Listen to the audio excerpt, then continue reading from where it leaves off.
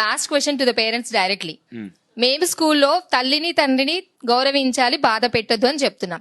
ఎంతమంది పేరెంట్స్ ఇంటికి వెళ్ళాక టీచర్స్ కి రెస్పెక్ట్ ఇవ్వాలని చెప్తున్నారు? అది మేము క్వశ్చన్ చేస్తున్నాం. యాజ్ ఎ టీచర్స్ ని గౌరవించాలని వాళ్ళు చెప్పాలి, మోటివేట్ చేయాలి. మెయిన్ క్లాస్ లో సబ్జెక్ట్ కాకుండా చాలా సేపు మోటివేషన్ క్లాసెస్ కూడా తీసుకుంటాం. సో ఆ మోటివేషన్ అనేది ఈవెన్ పేరెంట్స్ కూడా తీసుకుంటే మీరు అనుకున్న చేంజ్ ఏదైనా రావచ్చు. ఖచ్చితంగా నేను ఇందాక కూడా చెప్పాను, అమ్మ నాన్న టీచర్ ముగ్గురు కలిస్తేనే పిల్లాడి జీవితం బాగుపడుతుంది. తల్లి గనక పిల్లాడి ముందు తండ్రిని తక్కువ చేస్తూ మాట్లాడితే పిల్లాడి జీవితం నాశనం అయిపోతుంది, తండ్రి విలువ పడిపోతుంది. తండ్రి కనుక తల్లిని తక్కువ చేస్తూ పిల్లాడిని హైలైట్ చేస్తూ తల్లిని తక్కువ చేస్తూ ఉంటే తల్లి వాల్యూ పడిపోతుంది.